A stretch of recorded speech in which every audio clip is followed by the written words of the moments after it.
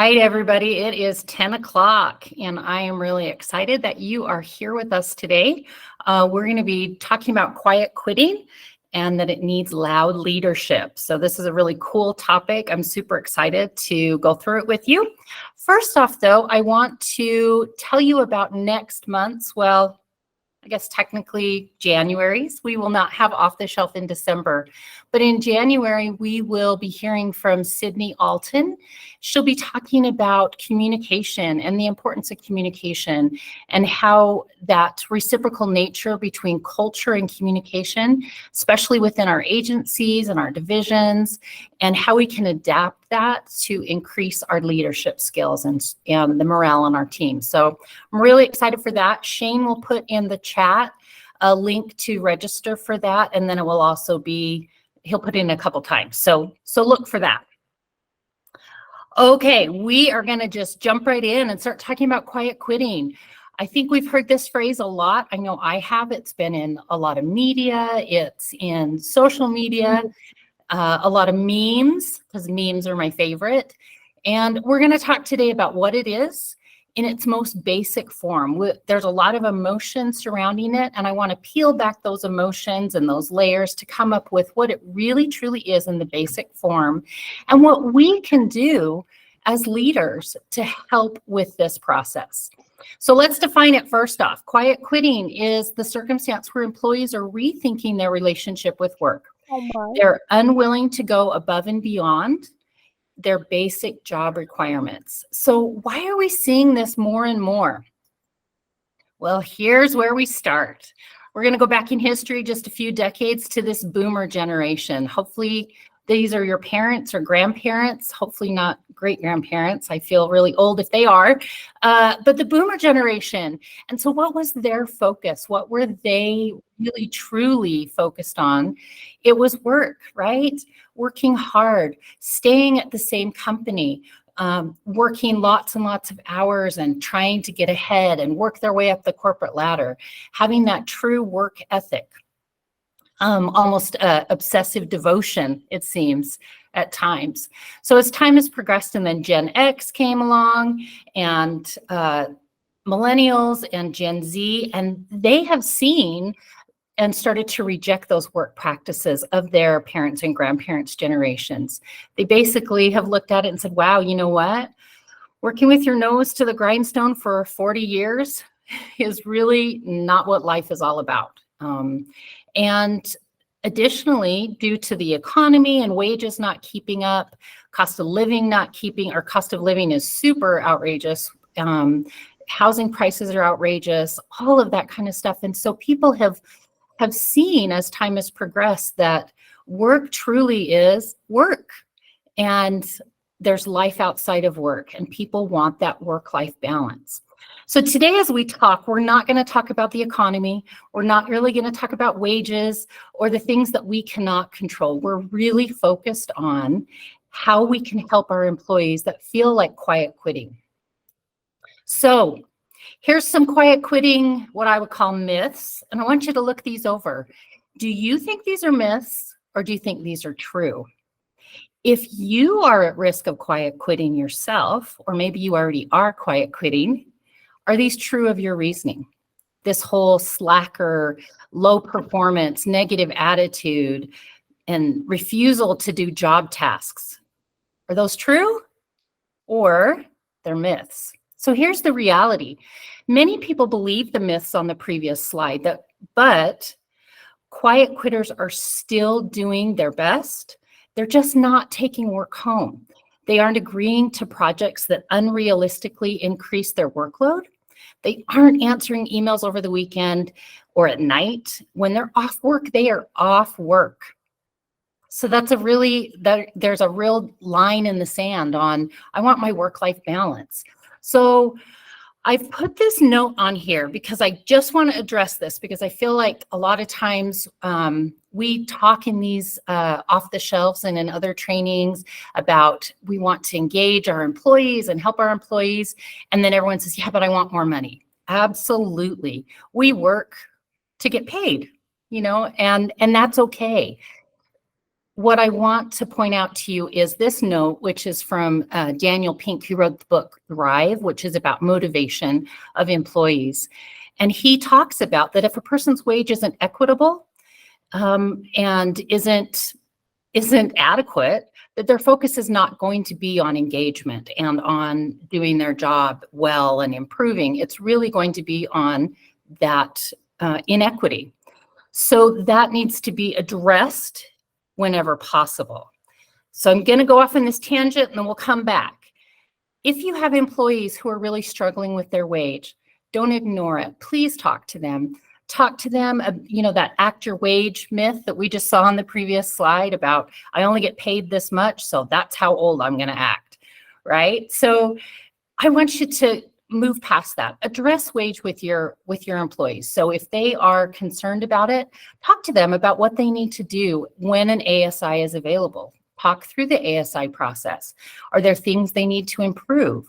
Are there things that they need your help on? Are there credentials or additional schooling or training, anything that can increase their wage? And ultimately, maybe there's another position that might be a better fit for them, that might have an increase in wage, and what can you do to help that employee? So that's all I'm going to say about wage, because I know that that's in the back of your head, knowing that, we can't really control the budget and the economy. We can control only ourselves. So have you ever thought or wondered, how many employees do I have that are quiet quitting? If you think about your team, do you know who those are at risk of quiet quitting or who have already started down that pathway? Let me show you some survey results. Gallup is the leader in doing a lot of surveys and a lot of research, and they are really focused on every single year providing this engagement level result. So this comes out in January every year. So January 2023 are the last results. And he'll make sure that your microphones are muted, okay? Thank you. All right, so in January 2023, these are the results they came out with. And so this is a survey of almost 15,000 both full and part-time employees nationwide. And what they're looking at is this engagement level.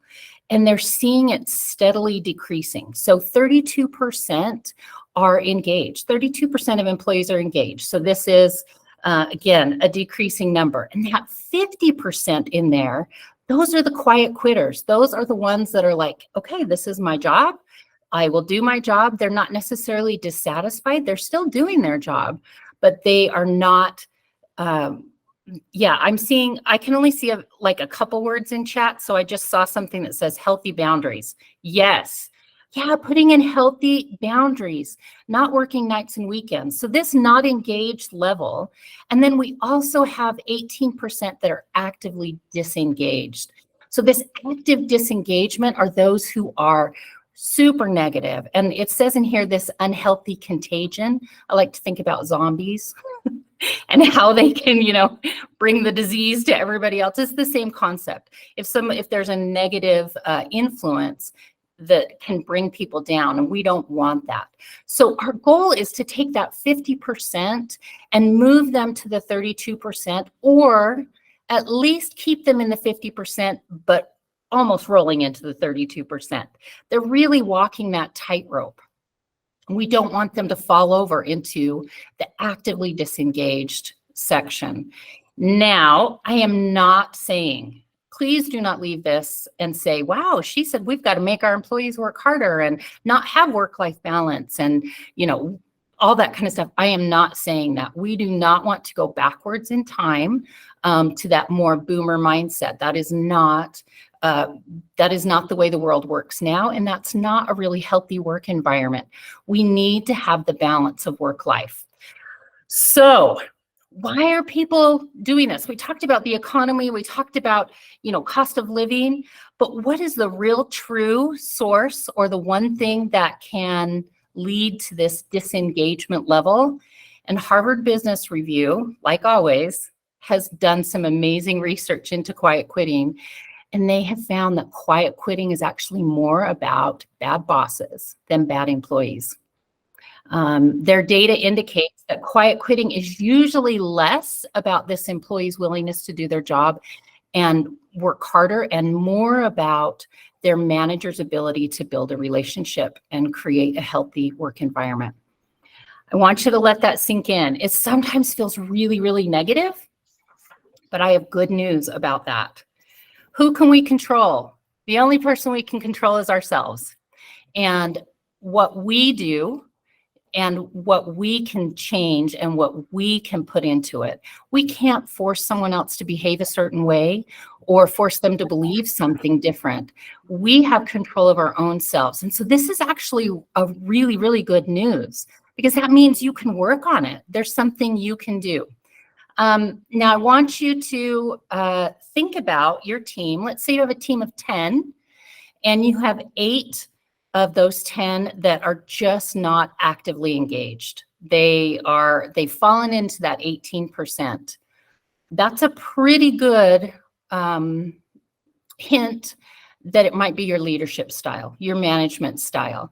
And if you have opposite of that, so let's say you have 8 people are heavily engaged and 2 that are not, well, that might be an individual thing. Regardless, we really want to be able to work on each person, everyone within that 100%. We want to be able to create this work environment. So let's move on. Yes. I'm so sorry. I did not mean to interrupt you, but I feel like I know you, so I can. Hey, Melissa Dodge is trying to figure out who the ASL interpreters are. Do you know who that is so she can pin them? We do not have any interpreters. No one requested them of us at this point. Okay, thank you. So hopefully maybe someone in UIP can jump up and help, but we did not get a request for it. Closed captioning potentially could work, but again, that doesn't help people that ASL is their first language. So it does make a little difficult. Okay, all right, let's move on to some more causes of quiet quitting. And I just want you to think through if you have seen these in your workplace. So the first one is hustle culture. Hustle culture is that whole belief that the only way to succeed is to work harder and longer hours. And if you're not working, then you're not doing it right. You gotta just work, work, work. So that hustle culture. We've got toxic workplaces. Toxic workplaces are where employees are really expected to sacrifice their personal time and energy for the company. So where people feel like they have to put in those extra hours, and even if it means taking work home, working weekends, it's just places where there's no work-life balance. And then toxic bosses.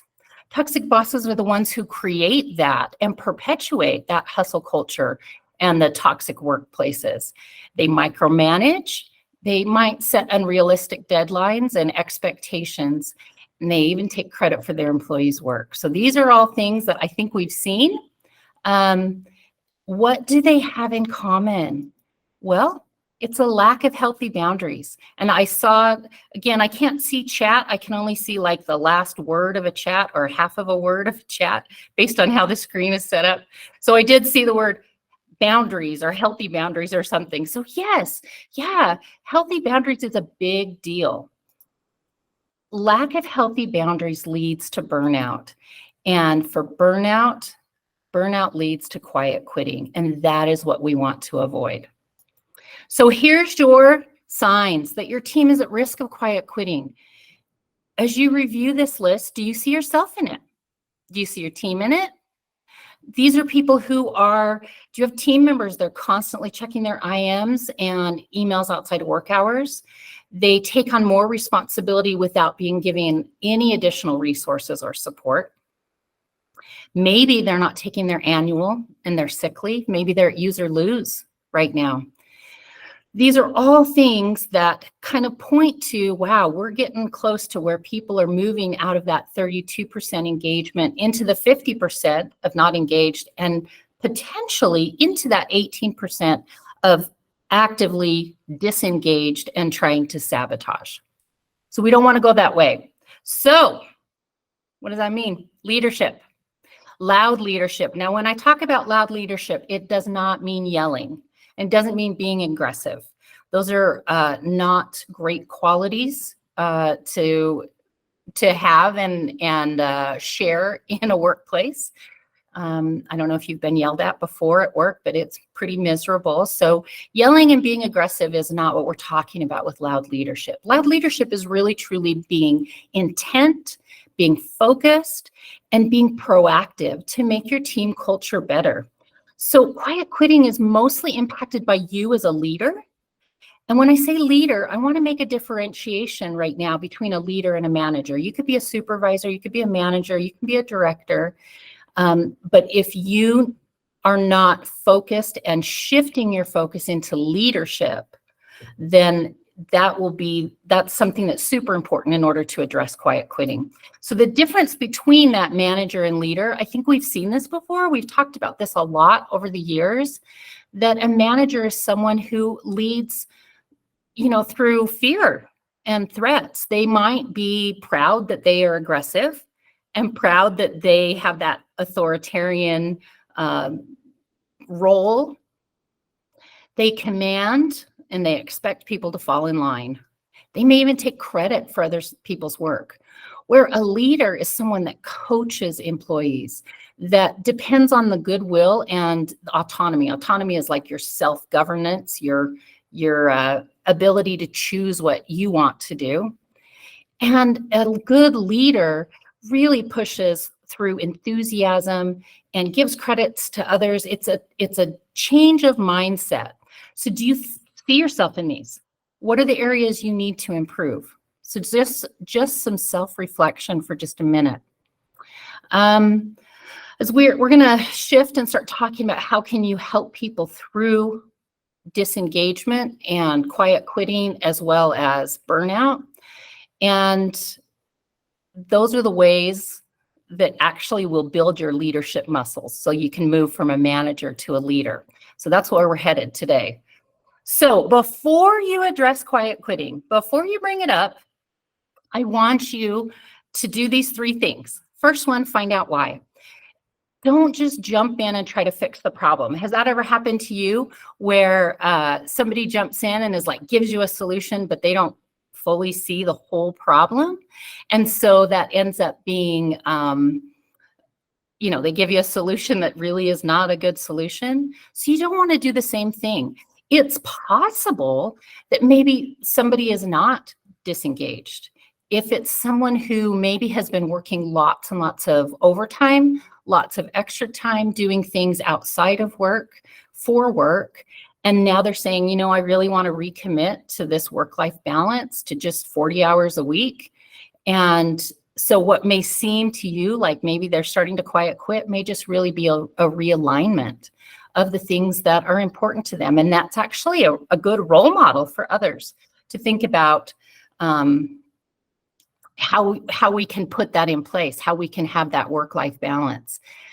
And as you want to have these discussions with employees, you've got to have a good relationship. You've got to build that relationship now so that when you need to have these difficult conversations, you're ready and you already have a good foundation started.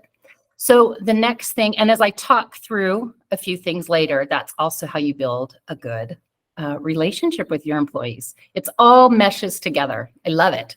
So let's talk about resetting your expectations. If you are expecting your team to respond to emails and IMs outside of work, outside of their work time, do you have team members that are in use or lose because they really haven't taken their annual leave because you're expecting them or someone is expecting them to work all kinds of extra hours? Does your team have a yes culture where they're constantly saying yes to things, or maybe they're having like an overdose of unnecessary meetings, all kinds of things? Some people might are burned out. Maybe they've been pushed past their limits. And so I really want you to step back and say, am I expecting my employees to do this? Is this an expectation? If you are constantly asking one or two people to do the workload of 4 or 5, and assigning unrealistic deadlines, disregarding work-life balance, then that is a warning to you. So reset your expectations.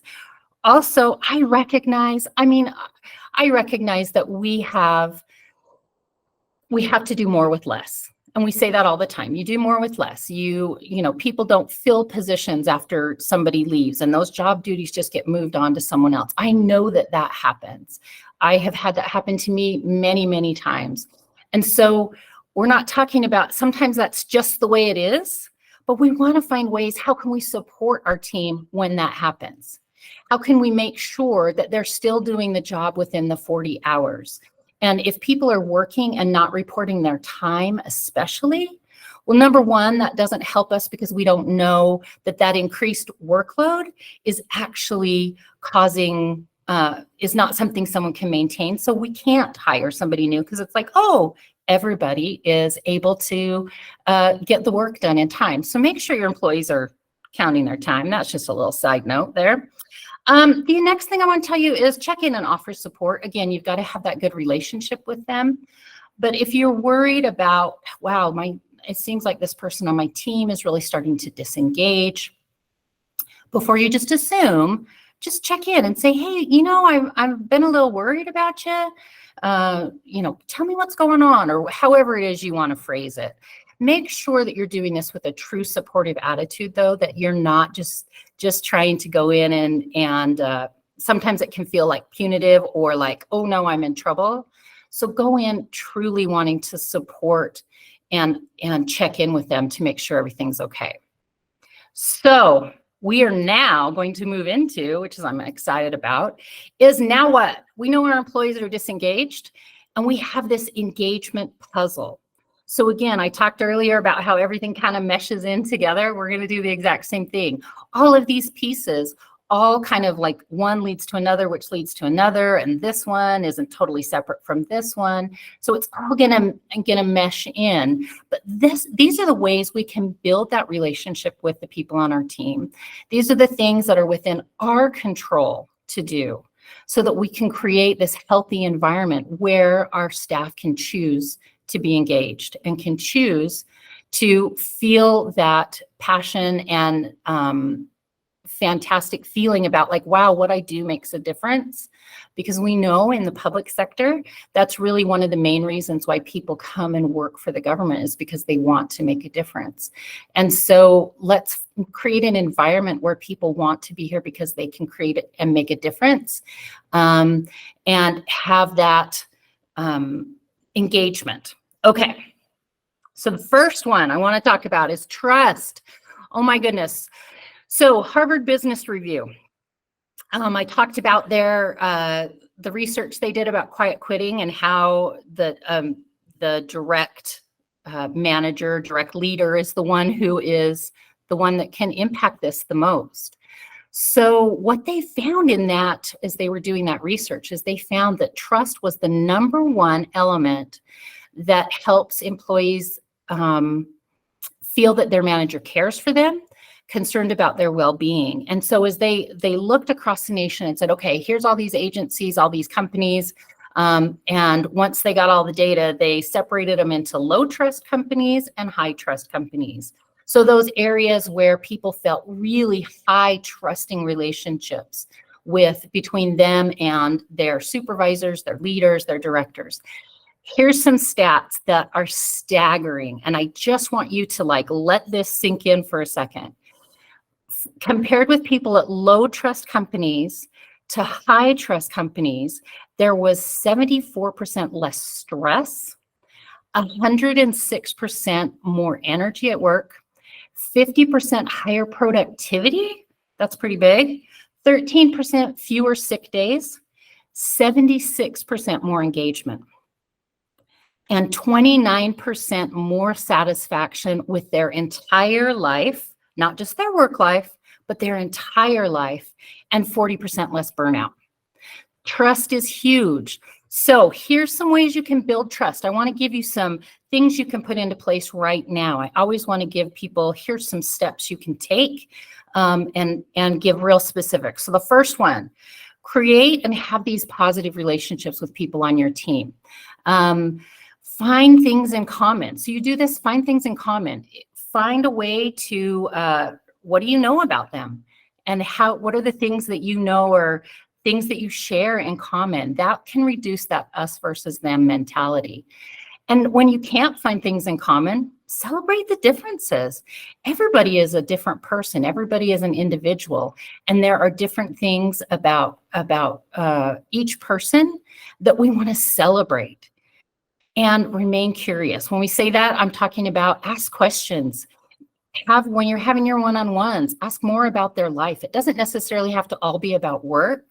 Depending on your relationship level and what the person thinks about having personal conversations at work, but you can make it fun and talk about what are the things you want to improve? Where do you see yourself in 5 years? What would make a difference to you at work? Be curious about those things. The next thing I want to say is encourage quiet quitting. We want to, it kind of seems backward logic, but what I'm saying is encourage this work-life balance. It's good. We want people to recognize they don't have to work 90 million hours every single week. So tell them, hey, I want to encourage you. Please don't respond to IMs after hours. Don't read your emails after hours. Use your time off. Take a break during the day. Encourage them to speak up when they feel overwhelmed and they feel like they have burnout. And the best way you can do this, if you don't want to straight out say it to them, the best way you can do this is do it yourself. Take a break yourself. Take your breaks, take a vacation, take some time off, take a day off. Show your team that it's okay to do this and encourage them to do it as well. That can help because they'll follow your lead. So that's the first one, trust. So let's talk about the next puzzle piece, and that's consistency. You want to be consistent, and consistency means like following through on the things that you promise, continually doing things that will help and move the team forward. So if you are someone who really struggles with completing tasks, so for example, have you ever had a boss who you give something to and they say, hey, I'll get back to you on Monday. Well, Monday comes and goes and you didn't get, and you're still waiting. And then the next Monday, and then you're like, hey, I thought you were going to get that to me. Oh, yeah, I forgot. I'll get to it. That happens all the time. And so if you're someone who struggles that way, in order to be consistent, set yourself some reminders, create some tasks, put some tasks in. You can even put appointments on your calendar, just something to remind yourself that you need to get back to somebody on certain things. Additionally, I want to talk to you about celebrating. Oh, I love celebrating. So we want to be consistent on celebration. So celebrate when these goals are met. They don't have to be big, huge goals. They can be small goals. In fact, the science of motivation and the science of what in the world is the word? Yeah, the science of motivation. Sorry, for a second, I couldn't remember the word. The science of motivation is that when you have a task and you meet that goal and then you celebrate, well, your brain produces dopamine, which is that joy and happiness chemical. And then you get that burst of happiness, which then encourages you to work again, to create another goal, to give yourself that happiness. So you want to celebrate. It doesn't mean a pizza party, although pizza parties are great. Celebrating can be something as simple as just saying, wow, great job. I'm so proud of you. You did that. Fantastic. One of the things that I had to learn when I was going through school to get my master's, I was working full time, I was exhausted all the time. And sometimes I just celebrated when I would, hey, good job. You open up that Word document and you wrote 3 sentences. Great job today. I'm so proud of you. That science and motivation gave me a hit of dopamine, which then helped me to move forward.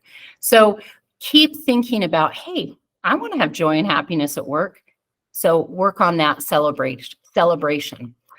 The other thing is fixing mistakes. You want to be consistent. And the benefit of when you make a mistake and you fix it, you let your team know that it's okay to make mistakes, that they're not going to get fired if they make a mistake. I mean, within reason, right? They're not put on a pit for a mistake. Within reason, there's going to be some things, right? But a mistake is going to be, if you can own up to it, apologize, and address it and then move forward, that actually will increase, again, that dopamine. So we have this concept of rupture and repair. So when you have a relationship and you argue or do something that hurts the other person in some way, makes them feel bad or embarrassed or whatever it might be, and that relationship kind of ruptures. When you come back together with that apology and you fix your mistake, that actually, again, gives you a hit of dopamine, and dopamine for you and the other person as well. And so that actually will build the relationship more than had there not been a rupture to begin with. We're all human. We know we're going to make mistakes. So we want to focus on, and owning up to them and moving forward. So another piece of this engagement puzzle is feeling valued. I want you to take a look at how you approach your team when you want them to increase their productivity. So for example, you may have a team that has a big project that now everybody has to work overtime for the next 2 weeks. How do you approach them with that? How do you make sure that they feel valued so that they can be engaged and that they'll be willing to work? The first one is recognizing excellence. So this one is controversial. And I want, it doesn't feel controversial to me, but it feels controversial every time I talk about it. Someone's like, wait, but let me talk about recognizing excellence. The neuroscience behind recognition shows that it has the largest effect when it is immediate or as immediate as possible, and it's done in front of others. You're going to have people on your team that are going to say, please don't recognize me in public. I don't like that. And you're going to please respect their wishes. And also recognize that if you can do so in public, if people are willing to allow that, then that actually will build on itself. And that public recognition, not only does it give like this power of the crowd, to celebrate the success, but it also can inspire others so that they know what good looks like or what excellent looks like. And it allows that person the opportunity to say, here's my best practices. Here's what I've done so that other people can follow that example. That recognition is a big thing. You look at how can you change ownership of decision making. If you have employees that are the ones that are working on the front line and they're the ones doing the day-to-day and the interaction, let them make their own decisions. Empower them to say, look, these are the things that you can make decisions on. You don't have to ever come to me to see if this is going to be okay, because this is your job and you know it best. If you can find ways to do that, that can, well, it doesn't even increase buy-in. It is buy-in because the individual is making their own decision. So that can help them feel more valued because they feel entrusted in order to make the decision. Talking about giving them projects that fit their skills. Remember I talked about earlier about if people are feeling worried about their pay?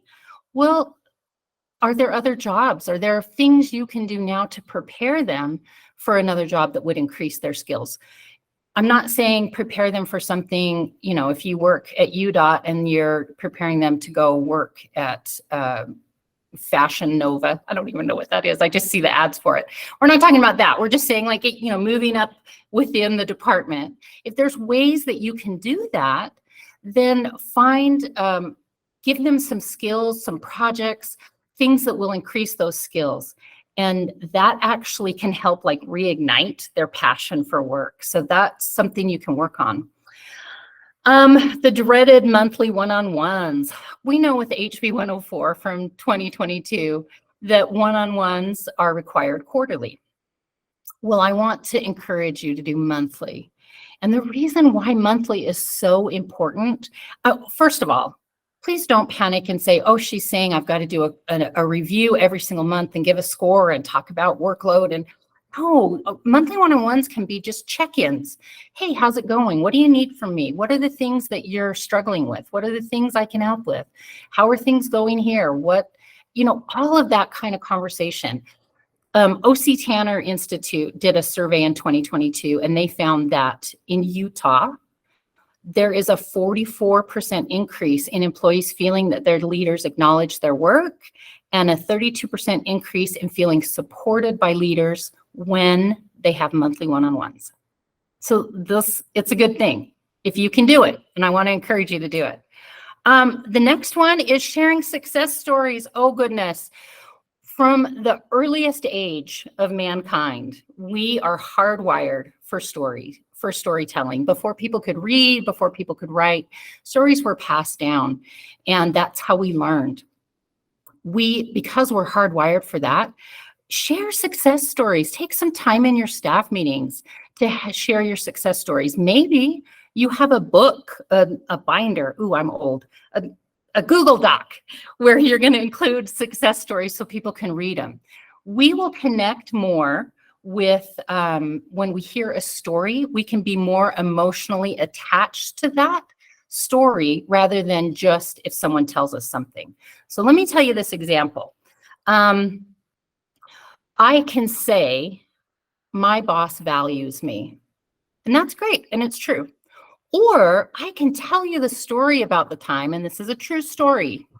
I gave a training and it bombed. I felt horrible. It was like afterwards, for whatever reason, I just didn't feel like it connected, and I was really struggling. And I came back to the office, and we have a group chat with all of our team members. And so I put in there like, oh my gosh, help me. This is such a struggle. This is what happened. This is what I did. This is how it felt, blah, blah, blah. And people gave me great advice and sympathy and ideas of how to improve. Well, our boss happened to be out of town that day. And so all day long, I just was feeling yuck in my stomach. And 9 o'clock that night, he happened to, now this is separate from having a work-life balance. This was what he needed to do. So at 9 o'clock at night, he looked at the chat and called me at home and said, hey, you know what? I know you've been thinking and struggling with this all day. I know you've been stressed. I want you to know one bad training does not make a bad employee. And then he sat and coached me and talked through, here's some things to improve. Here's some things you might do differently, but he really helped me feel better so that I wasn't sitting at home feeling like, oh, I'm going to get fired or, whatever it is. It's a difference, right? If you can tell the story, man, you can emotionally connect with that rather than, yeah, our boss values us, right? Okay. So let me get to the next one. Increasing a sense of belonging. When we feel excluded, we are more likely to sabotage. Think about that yourself. When you feel excluded, you might be more attempting to do some sort of sabotage. Sabotage can be anything from, actively resisting and trying to bring people down. It might be something as simple as I'm constantly taking a pen from work and breaking it or something. I don't know. I don't want to encourage sabotage, so I'm not going to give you ideas. But just understand, when we feel excluded, that's when we start sabotaging. So we want to increase this sense of belonging. And here's some ways you can do it. Be intentional about your team structure and project.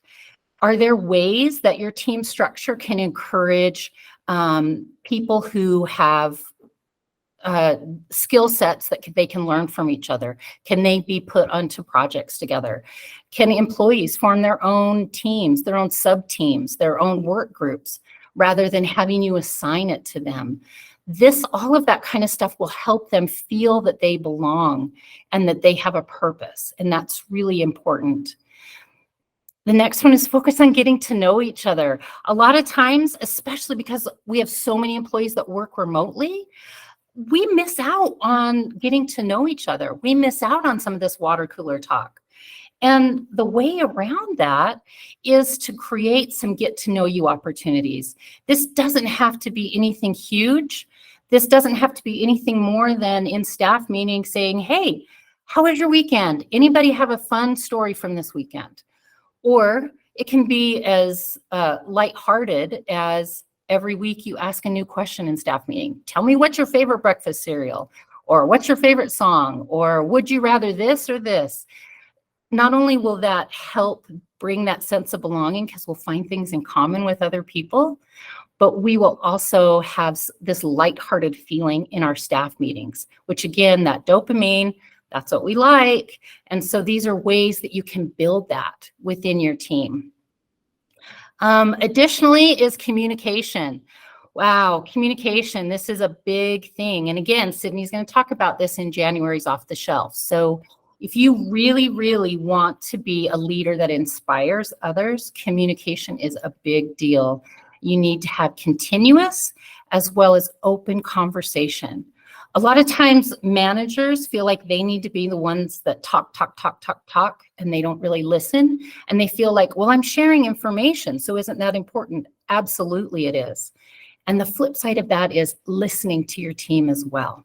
Asking for people's responses, being genuinely interested in them. One of the things, Forbes did a survey of, oh goodness, I don't have it written down. I think it's like 40,000 employees within the nation. And they found that 1 in 3 employees say that their direct manager doesn't know who the people are on their team as individuals, and that they're just all worker bees. And we don't want that. This is the way we can engage people, get to know people, and communicate with them. So communicate your expectations. Make sure that you have realistic expectations as well. If your team is about to take on a huge project and lots of overtime is expected, well, work together, come up with a plan together of how you can support each other and how you can work through it. You want to create times for breaks and things to avoid burnout. I like to think about WWE, and I like to say I was a fan of The Rock before everybody else thought he was cool, but that's another story. But in WWE, when they tag team and, they're fighting and they think, okay, I got to get, I need a break, they can tap out. Same thing. Not that we want to wrestle and, body slam our employees. We're not talking about that. We're talking about just creating this place where they can tap out. I need a break. Maybe sometimes I just need 15 minutes, or maybe I need a half day, a full day, a week, or potentially it's this project is slowly killing me inside. I might need to be reassigned.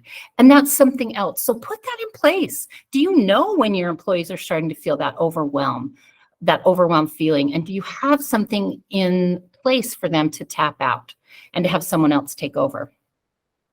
The next one is sharing information broadly. Oh goodness, this same survey from Forbes found that only 40% of employees say that they're well informed about their company's goals and mission. And why do we care about that? When it comes to the public sector, we are here, the majority of us are here because we want to make a difference. We're drawn to it because we feel that it's a service culture.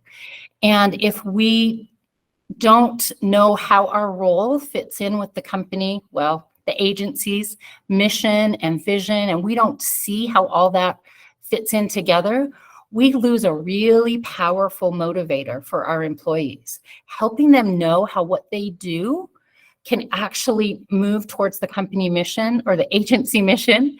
You want to tap into that public service motivation. Additionally, communicate transparently. If you have information that you're able to, please share it. If you have, make sure you're doing your regular one-on-ones. People don't want to be ignored. People don't really want to be left alone and isolated. So find ways to communicate often. And I would also encourage, I do not know who all is on this webinar, but if you are in a director position, an executive director, or something that is, an associate director, whatever the terms might be, it's really important that you also communicate to each team. And are you coming to team meetings? Are you doing regular agency updates? Do you have town halls? Do you have a newsletter? What are you doing in order to communicate with those that are within your division and within your agency? So really, really think about communication. I want to give you this. And I will share this slide deck when we send out the recording, the link to the recording of this, because I want you to, if you want access to it, you can have it. But I've listed these questions in here, and this is one way to improve communication on your team. So try these. The next time you're having a team meeting or a one-on-one, try not to make this like a job interview. Make them more genuine, put them in your own words, but start asking them, you know, if you had to create the future, if you were creating it, what would you choose? And how would this situation be different? What would you change? How would you choose to change it? Involving your employees in that discussion can really, truly improve communication, because it lets them know you want their feedback and that they matter. What they have to say matters.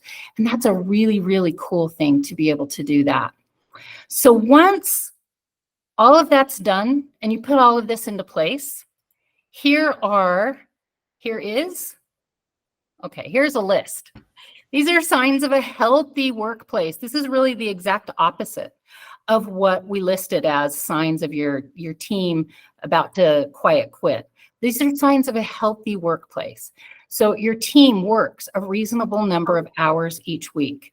We know that's something that you've got to work on and strategize about a lot of times, but focus on that, right? We want to only work a certain number of hours, or a reasonable number of hours each week.